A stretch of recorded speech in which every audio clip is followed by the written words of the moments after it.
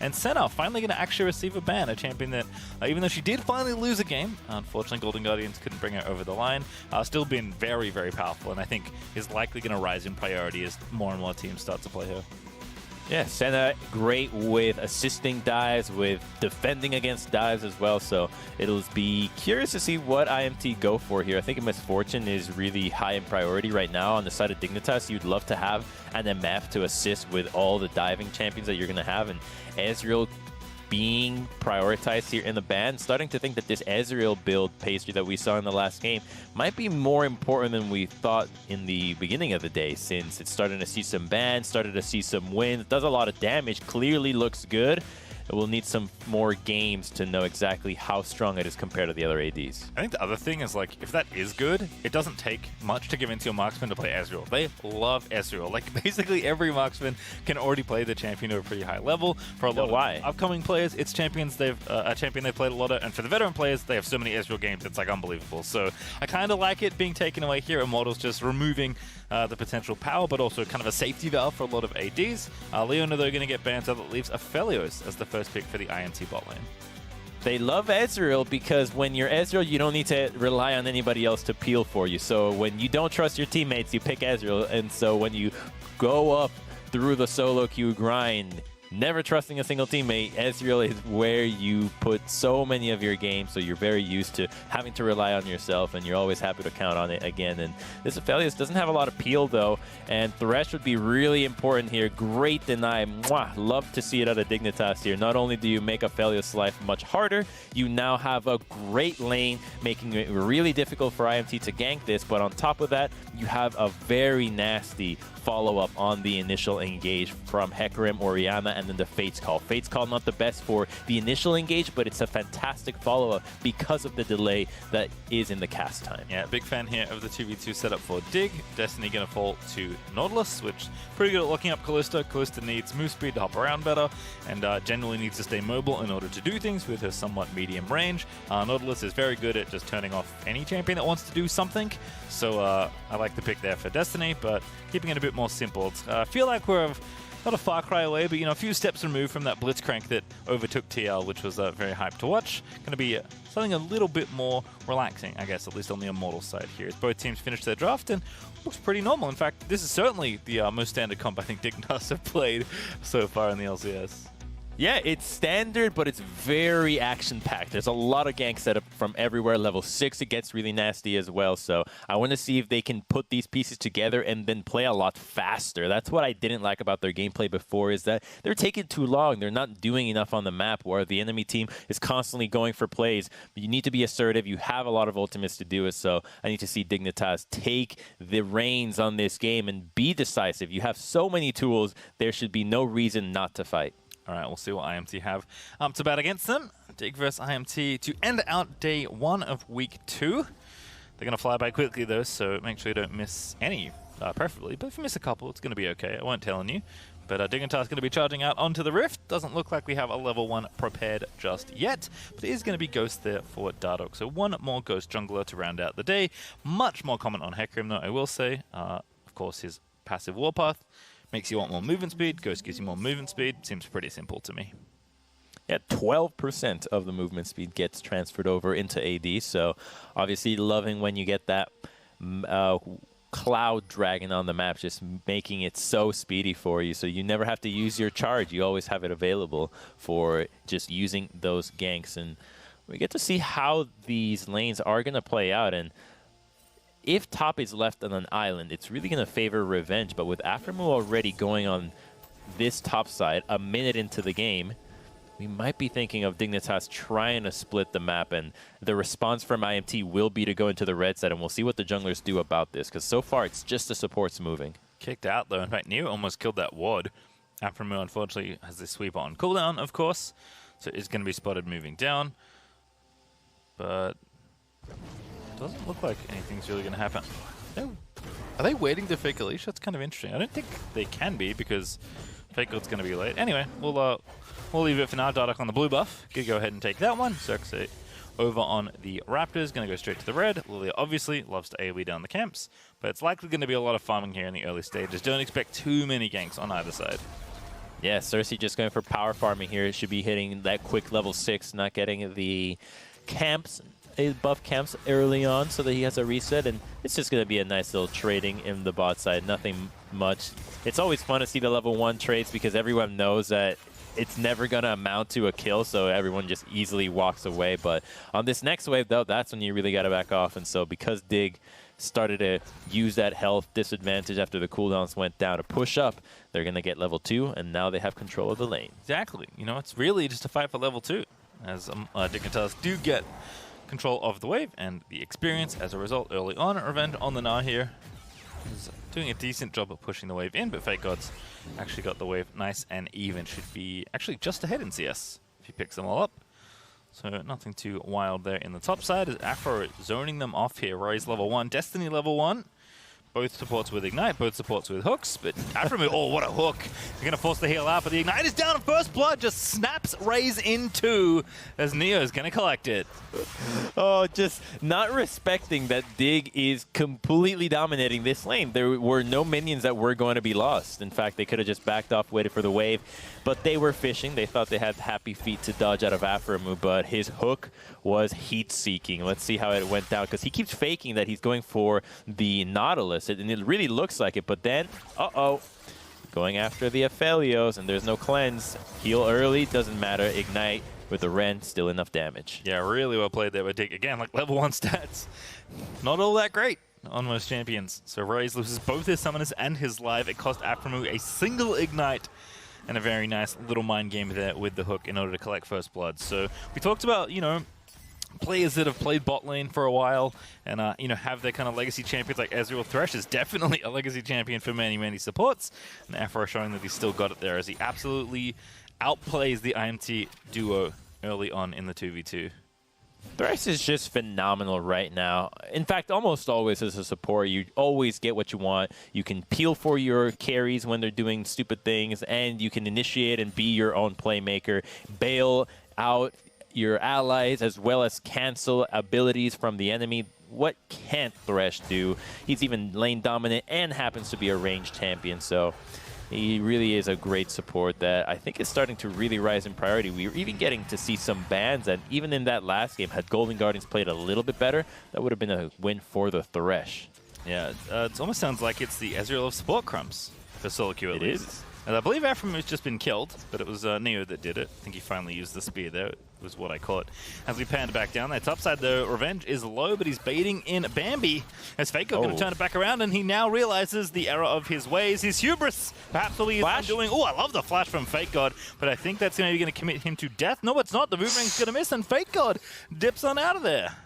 The movement, the sly crocodile on FakeGod, that was really nice. I love the heads-up display out of him, knowing that he could flash and get Revenge, but Revenge also saw it. A really clutch flash out of him, otherwise he would have gotten popped from FakeGod and would have turned onto Lillia afterwards. Who knows? So it's a gank on the top side, but it's clear to me how Dignitas plays with this Renekton. Most teams with Renekton like to play with the AP and just bully that side. But with FakeGod, they're just using Renekton as a really strong lane that allows him to constantly be relevant on the map while the rest of the team gets freed up, and so they can focus on the bot side. So the Renekton for Dignitas seems like a bait. This, to me, is a team that really wants to play around bot side, and it's looking more and more like it when Neo and Aphro get to be this dominant. All right, well, as a result from the 2v2 dominance and FakeGod doing a nice job dodging the attempt on his life in top lane, Dragon early on here for Dignitas. They do get that Infernal. It'll be Ocean up next. So potentially it could be the HEcarim Cloud Rift. Be very happy news there for Dardoch. Also, stats chimed in again. Thank you once more to remind me that this is, even though we have seen HEcarim Crumbzz for quite a few players, this is Dardoch's 8th new jungler in as many games. Of course. 8 for 8 now. Of course. Picks, of course. At this point, I feel like he's just achievement hunting, you know? Yeah, I mean, it's really, it takes a toll on your allies. It's one thing you can do it, but truly your allies get fed up. It's like, listen, I don't know what you play, man. Every time I can't build up any synergy in how to set up a gank. So now you have to build up the synergy in how to gank HEcarim with the Thresh Lantern, then the Mundos, then the Nocturnes, and the Rengars. There's so many different moves to learn here when you're dealing with so many different junglers. If the rest of the team's got it down, then all the power to him. But so far, this is looking like one of the better experiments. A very meta jungler, and gets a keep up without falling behind the other meta champions, like Lillia. Well, if we need an indication of what's happening here in the 2v2, Neo and Aphro got the wave pushed in, and Destiny froze it a little, trying to make sure Raes can play catch-up here. They're 15 CS down about, as Dardoch's going to go ahead and give Soligo the blue buff. Level 6 for both junglers, though, is good news. Both Lillia and HEcarim, very different champions with their ultimates. Well, giving blue away is good. That's really nice out of Dardoch there. He could have used it, but improvement. Yeah, that's definitely what you want to see out of their jungler. You give me the chance. Oh, good hook. Great hook, actually, for Destiny. The Neo there with the Lantern going to have to flash out of the way. He's ignited, but not dead just yet. Aphromoo's just taking it to him as Destiny is going to get killed. And now topside, Xerxe this time finds a sleep on a FakeGod thanks to that newly acquired ulti. And that's enough for kills. IMT pick up one in trade. It's so close for the bottom lane. The flash on Raes was a hair away. If he would have had it up, he would have been able to flash after Neo and kill him and not lose their support. But the summoner was down, and a good time for the engage out of Dignitas. Despite IMT having been the ones to initiate that, they respond very quickly, and it's those boots that the Kalista has that allows her to build that distance and get away from the Aphelios that saved her life and builds that CS lead even further. Yeah, does have the item advantage, certainly. Finished boots there for Kalista, a very good item early on, as Dardoch is going to take the enemy blue buff this time. Figured out a way to get blue buff after all. Dardoch very resourceful there alongside Aphro, as Raes just has to play all the way back to the Nexus. No. Aphro over the top with the flash. Raes there does have the Gravitum, and that may just save his life. I take it all back. Dardoch just going to absolutely destroy poor Aphelios. Oh, Destiny does have Hex Flash, but he doesn't have ultimate. He gets to walk out. There's no saving this bot lane. Oh, Aphro, such a model support there. Tanking the tower for his jungler to escort him out safely as Dardoch gallops on back down to the brush to take a recall. Neo going to do the same, and Aphro going to do the same, as it's been all success for Dignitas here in the bottom lane. Yeah, all success and no fun on the side of the IMT bottom lane. Clearly one side is enjoying League of Legends here, and the other is not. Raes, without Flash, is now in even more trouble. They can continue to go to this lane, and there's not going to be help for him. There's no teleports on the side of IMT to help him out. So if Dardoch can find his way to the bottom lane again, they could just get all the gold that they need to close this game out fairly early, because they're starting to snowball and they have the champions to really run away with it. Yeah, not very welcome for the new Oceanic duo for IMT there, as Raes and Destiny getting worked in the 2v2 by Neo and Aphro. Xerxe, though, is keeping the farm up. Did get the Scuttle Crab there on the bottom side, so perhaps providing a bit of additional coverage. Revenge doing fine despite FakeGod playing up here in this lane, although he has had some help with Lillia finding that gank in the top side. And mid lane is also very even, which I think we'd expect in this matchup. These are not just two players that are very familiar with a matchup like Orianna Azir, which at this point has been played countless times, but they've also had quite a few exchanges 1v1 in their history as players, despite being new to the LCS. For both of them, or newer to the LCS, they played quite a lot in Academy, and I'm sure this matchup has come up in that time as well. Although Insanity did have some spicy ones in Academy, I will say. I'll see if his Karthus perhaps resurfaces in another game, or if Dardoch plays it again, because he has also done that this year. If there was a textbook for mid lane matchups, Azir Orianna would take up most of the pages, sadly. So yeah. I think that these mid laners are really familiar with Azir Orianna. It's like, okay, well, here's how you should play the matchup with these rune setups and these itemizations and these ganking junglers and these farming junglers. So there's so many different things to go into it, but at the end of the day, once they hit a few levels, then they just start to ignore each other and power farm. So all those early notes just turn into, remember to last hit those minions effectively. All right, well, sadly for HEcarim, it is in fact Mountain Rift. Not bad, certainly, as two dragons already here for Dig. Can look to maybe snowball to the snowball if they do want to. Soul Ball is what I meant to say. Ruined my own joke, unlucky. Top side though, Neo is going to swap up there with Aphro because Raes is up there as well. And looks like Herald was the reason, because Xerxe has the eye. That Mountain Dragon actually really sucks for Xerxe. I actually think the one that gets hurt the most is the Lillia. More walls make it much harder for you to land those bowling balls down the jungle, down anywhere really. So I think that Xerxe's going to have a harder time getting those big sleeps now that this is the Mountain Dragon. And no other champion's really going to get hurt that much. The HEcarim would have benefited, but he doesn't really care that there's all these walls around. He still gets to run around and ult people over them. Right. It's also interesting, like, there are two different support champions in bottom lane. They're not created equal as far as the hooks are concerned. I think depending on the situation, it's good or bad news for Destiny, whereas I think Aphro's got many more places to hide behind now. Blitzcrank loves Mountain Rift. Thresh kind of, on a similar principle, can enjoy it as well. Also Orianna, who can maybe look to get a snipe here. Shockwave's going to have to be flashed there for Xerxe. His Insanity also coming in for the scoop. Oh, ulti plus flash gets Dig out of there.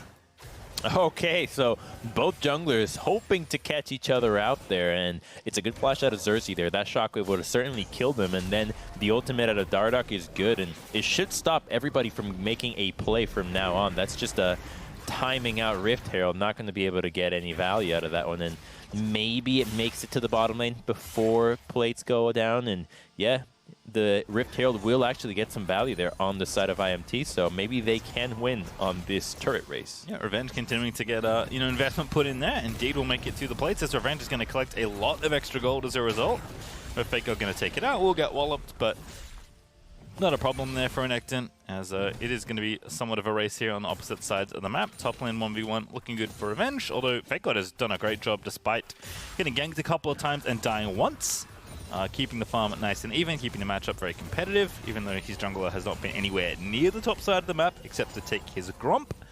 Neo and Aphro, though, now that we've swapped sides, of course, that means Dardoch is going to be shadowing them just a little bit more, looking to try and win the race for those full towers, as the plating is going to be off in 30 seconds. But that CS lead is only getting bigger for Neo versus Raes. And Neo versus Raes is a matchup that will be what IMT's looking for, winning this game late. The Aphelios needs a lot of gold, so maybe Xerxe would have liked to pop that Rift Herald on his side, but the Aphelios has been constantly shoved in, and the only place he would have actually been able to get any value from it was in this bot lane. So helping out Revenge, despite FakeGod being the weak side of Renekton and not an entirely necessary part to the Dignitas win condition, is the best that IMT could have hoped for. And now the ball is in Revenge's court, which has been one that they have relied on and clearly like to play towards. So we'll see what Revenge's champion pool can do on a pick like Gnar, because the Aurelia was cool, but how good is the Gnar, since seems like every top laner in the world now has to play this champion? Well, minute 20 until the first Mountain Dragon is spawning. Dardoch here continuing to apply pressure to the bottom half of the map. Don't be fooled, even though FakeGod is in the area. Once again, Neo and Aphro are the ones, looks like, being escorted around the rift by their jungler, but nothing really happening here. Revenge playing respectfully, knowing that there were multiple people in the area, I believe, that would getting some vision. As Raes just trying to play catch-up here. Doesn't have a Mythic Shield, but already done there for Neo. Raes still working on that first item. He's going to be doing some damage to the towers. They're actually also up here in case there was anyone else in the area. But Dignitas have their sights set on this third dragon, which would be nice and swift for them to, again, look to get that soul nice and quickly. And I don't think IMT are interested in contesting if Raes is going to be here. No, they're trading. They are going for the Rift Herald instead. I like this move. You're not stronger right now, and so you just want to get gold onto the Aphelios. It's him that you really want to have some money on, because he doesn't even have the Kraken Slayer yet. You're dealing with the Shield Bow onto Kaisa right now. Way too strong, so best to get the trade. Maybe use that on the mid lane turret. So if you can save this Herald, you might actually be able to use that to set up a mid lane push that'll allow you to get vision before this dragon fight. They're going to commit for a tier 2 here, and dragon has yet to spawn, so Dignitas is still on that area and not here to defend tier 2. Yeah, might have to pull somebody over, because Raes and Destiny on their own are like relatively threatening for these towers. Raes already demolished wrong with Crescendum. But FakeGod here just going to clean out this wave. Xerxe actually not going to drop the Herald right now, so Dignitas will not have to worry too much about that top tier 2. Instead, it's Dardoch finishing off the Drake, just barely missing the smite, but thankfully doesn't matter. And recalls a plenty here across the rift, as IMT going to reset and look to drop that Herald to try and make a trade of their own. Dignitas up 600 gold, but apart from the 3 dragons, which do matter, it's been a very even game so far. Yeah, and even in both junglers and supports coming out onto the map together, so everybody based and reset at the same time. So now we get to see Xerxe, and hopefully Destiny paired up together.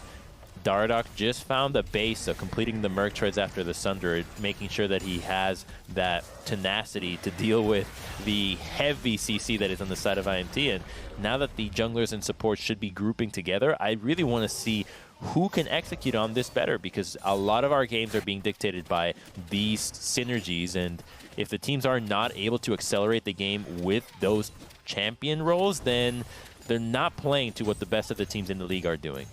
Good value Herald there, actually, by Xerxe taking out the mid outer, and Revenge, with some assistance, is working the bottom outer and will indeed take it. So 3-2 now in towers. IMT not quite reclaiming the gold lead, but shrinking it certainly. It's only a couple hundred up right now for Dig. And Raes is just going to laser through the rest of these minions. And again, threaten this tower. There's no help actually here for FakeGod, but no dive forthcoming either. So he's going to be okay, but at least respecting the wave being there at the tower. I think that's what they told FakeGod when he picked Renekton. It's like, there's no help coming. I know you're on Renekton, and the enemy might think that we want to gank and play around you, but rest assured, we're giving you Renekton so that you have sustain and that you will have a stun in the team fight. So be strong, FakeGod. And so he's been in that lane holding his own, dealing with Revenge's last hitting and no solo kills in that lane. So I think he's very happy and has done his job. He'll just have to team fight fairly well, because the time is now. You're going to be fighting for that mountain dragon in the next 3 minutes, and both teams will commit for it. IMT needs to fight it. Yeah, FakeGod certainly accepting his role as the weak side top laner. Destiny looking for Neo here, but Neo just going to walk far away from any potential engage. There was Flash, there was Nautilus ult available, but Neo just waits, goes back towards his Thresh, and everything's A-okay. Dignitas can wait, actually, really. Can sit on the hand for 2 minutes 30 if they want, farm up the waves, and go ahead and try and take that Mountain Soul. IMT giving them plenty of room here as Dig are clearing out a lot of this vision. Dardoch also ready to hunt the Lillia in the jungle, but Neo instead will maybe just go for a red buff take. Does give it over to Kalista. Would not take that fight. The Azir was not there. The HEcarim is very strong right now, and a poor thing of Nautilus and Lillia is that they don't actually have good damage together. As two members, they really don't have the ability to kill anybody that is remotely tanky. If they have any HP, sustain, or ability to just hop over walls and avoid your CC, they're having an easy time to escape. So IMT maybe feeling like Lillia and Nautilus is not enough, and so they have to pair up with the Aphelios, the Azir, or even the Gnar, and that just emphasizes further how much more gold they need to get into the pockets of Raes and Insanity, because they are the only way that they're going to be able to deal with these diving Renektons and HEcarims. Otherwise, no one has enough damage to kill them. You need the Kraken Slayer to really deal with these giant beasts. And does have it, but needs more than that, kind of as you're alluding to. Hurricane on the other side, though, done for Neo, so Kalista is team fight ready. This is one of the things that's kind of always been true about Kalista. Pretty good on one item, very good on two, and you kind of just go from there, depending on the state of the champion. But going to take the mid outer. They've been working it over and over until they finally take it, so they equalize on towers, they open up space, and hey, look at that, a minute until the dragon is up. Very nicely organized here for Dignitas, although they do need to clear out that ward that Soligo and friends just walked over, but that can wait. Still 50 seconds to get all the vision work done here before the objective. Yeah, it can wait, but the Scuttle Crab cannot. I think that's true. What they really want. That's a really big objective there if Dignitas can get it. Get rid of the Blast Cones. That way no surprise flanks from the Gnar or the Nautilus, so that's going to be really big as well. And getting this Crab, I mean, the setup all points towards a Dignitas teamfight win here, and then claiming that dragon. It's tough for IMT. The Mountain Dragon Soul is not the end of the world. You do have a lot of hard scaling here, but they aren't farming too well. We'll need to see how IMT tackle this, because Dardoch is in a very dangerous position along with FakeGod. It's going to make Shieldbow Kalista like kind of absurd in the mid game, at least. Not to mention it's obviously good on the front line is there for Dardoch and FakeGod, and just good generally. No one complains that they got a soul. Revenge though with a flank, but it could be the counter engage here. Aphromoo going to find the play after the Fate's call, and now Dardoch lining it up there ready for the ulti. Goodbye Raes. Just gets deleted by Dignitas. Never stood a chance. The Aphelios was the target all along. They just Fates called him in, flashing after him. Could not survive, and now it's Xerxe. Can he steal it? He does have flash, but it's a one-way trip. Yeah, Dignitas should be able to take this one out. IMT not going to be able to get in, and the soul will indeed go over to Dig. Thankfully, they're out of ultis. It did cost 5 of them in order to kill Raes, but that's certainly a trade you'll take as they do get the soul at the end of it all. And IMT, not much they can really do after their AD gets picked off. Very nicely orchestrated there for Dignitas to kind of get the soul that they've been setting up for and make sure that IMT had nothing to say about it. Doesn't even look like a trade. It looks like a continuation of the laning phase. FakeGod without flash, though, will be ganked here. Dardoch should be dead, but HEcarim is coming. Can he buy enough time? Yeah, HEcarim's like pretty speedy to respond. Also, TP is going to help out there, but the CC chain is nice there out of IMT. Too little too late. No, not yet. They are going to make it as Insanity will get the kill, but Dardoch is going to find the trade as Aphromoo. Oh, what a hook he's found. See you later, Raes. It's just absolute disaster for the IMT bottom laner, and Revenge now booking it because Dardoch isn't ready to charge back in again. He doesn't have ulti back up, but the Orianna is helping out. Destiny going to find the hook, and Dardoch perhaps a little too far. Shockwave finds 3 as Soligo lines it up and knocks down Revenge. Oh, it's a massacre. It's just Dignitas destroying IMT everywhere. With the Mountain Dragon, I feel the morale for IMT has really dropped, and the Thresh and Kalista just continue to pick on the Aphelios. They beat on him in laning phase. They beat on him in the team fight. Now they pick on him again when he's face checking. They have not let up, and it's a good way to find wins. I really like when teams see a single player. All right, died once. Okay, twice. Can we get him? All right, he keeps dying. Just keep going after him. As long as he continues to put himself in a position where you can punish, it is your right. It is your duty now to do so. And so this is the 1v2 from FakeGod where he buys enough time here. It's a lot of healing there right at the very end with the Gore Drinker. And unfortunately doesn't survive. And then we get to go see Raes here on Aphelios. You know, you say Raes, I say E-Raes. As Dardoch does keep going in. Does live here as well. Soligo, oh, such a nice shockwave. He does a lot more damage than you'd think. And it's always how you feel when you're playing Mini Gnar. It's like, oh, that really hurt. When you're Mega, everything is fine. But Mini, building AD, the Sterak's gauge wasn't available back then. And Soligo is been quietly farming up fairly decently. You know, he's not the highest CS, but almost at about 10 CS per minute, which is pretty good. He's doing his job. Get Dardoch in, keep people safe, find shockwaves. Soligo playing just fine here. And given how well bottom lane has gone for Dignitas, it's kind of all he really needed to do. Whole squad looking good right now, actually up a couple thousand gold, 3,000 to be exact. Have the Mountain Soul, have Elder Dragon, I guess, if they want that in 315. But right now, it's topside pressure to try and get this Baron. And to kind of call back to what you said in the draft, Crumbzz, so much value out of this Thresh pick for Dig. Not just like the way Afro's playing and all the hooks he's finding, but it's so much harder for Raes to live when he has a Nautilus next to him instead of a Thresh. Yeah, that's when IMT might have thinking, should we have maybe taken Thresh right away and then last pick the AD, but you wanted the counter pick in the support. It doesn't matter. The play is what is important at this stage, and Dignitas has just continued to punish IMT. If I'm IMT, I'm just thinking, all right, they're going to keep finding Raes. Let's use Raes as bait and see if Dignitas can commit onto the Aphelios, and then we can kill them, because they're just going to take that opportunity again. He really hasn't made it very difficult for them to kill the Aphelios, so if he's out there, they might bite, and you need those kinds of plays to claw back into this game. You're actually at a pretty big disadvantage when you count the gold advantage that this Mountain Dragon soul is given. Face check the HEcarim. Okay, he's got some teammates. He's got quite a few, actually. Revenge, actually, with a big flank, and Dardoch's like, oh no, I'm a little too far forward. I'm going to go to sleep soon. Oh, ulti's actually trying to get something happening, but Aphromoo launching in there with the Fate Skull plus the Flay, but the hook is just going to connect barely onto Xerxe. Insanity, though, is in there. Gravitum is down. No root, though. Does not follow up there for IMT. They'll just take their one kill.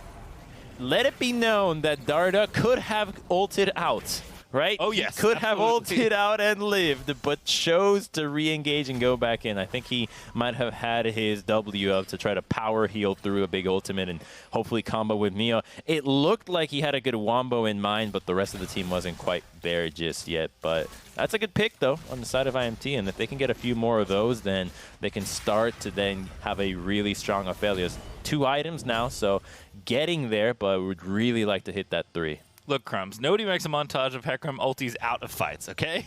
Dardoch saw his moment, he went for it, I respect it. Didn't work out. IMT will happily take the gold that they desperately needed onto the bottom side of the map in particular. Still down, but not out. A minute until the Elder Dragon is up for either I would team. like to see someone do a montage of just escaping. Just getting out.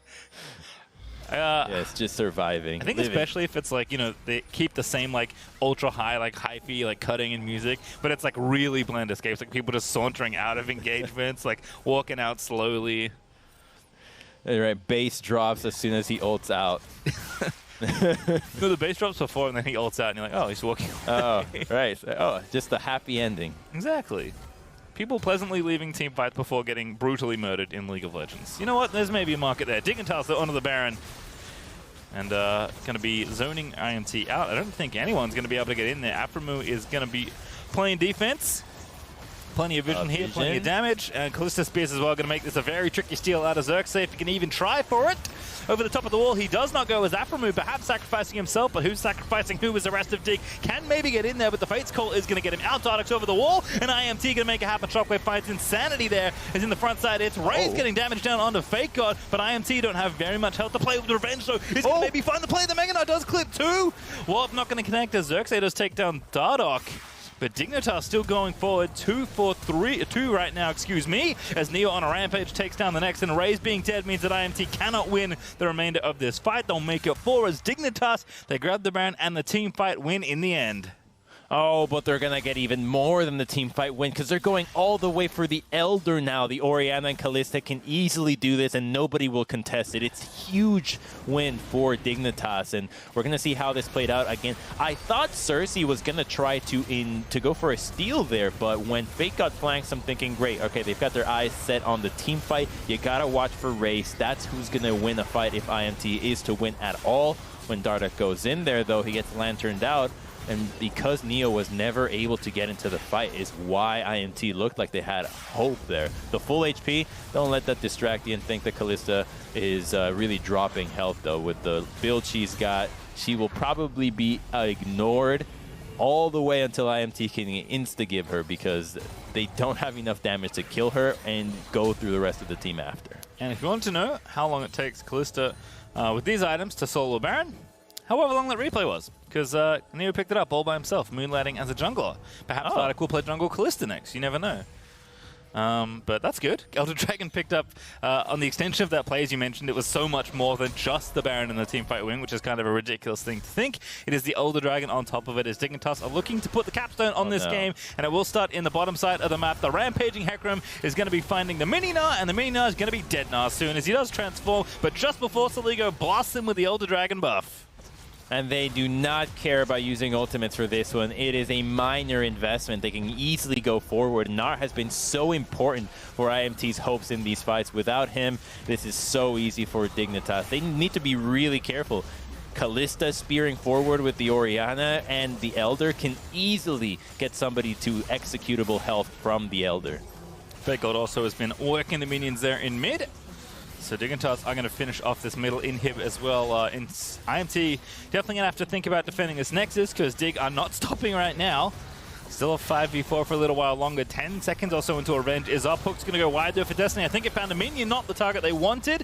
One Nexus turret will fall as IMT still trying to defend, but Revenge is up in 2 seconds now. Redemption down, reset the health. Dignitas still going. Okay, gotta watch Raes again. That's the Good DPS. Hook onto Dardoch, but the damage is coming back in. Neo unstoppable, obliterates poor Nautilus, and the Hook is going to find one in the back. It's Raes again as Aphromoo is just continuing to finish the game the way he started it by destroying the enemy bot lane as Thresh, as Dignitas will take the Nexus and the victory.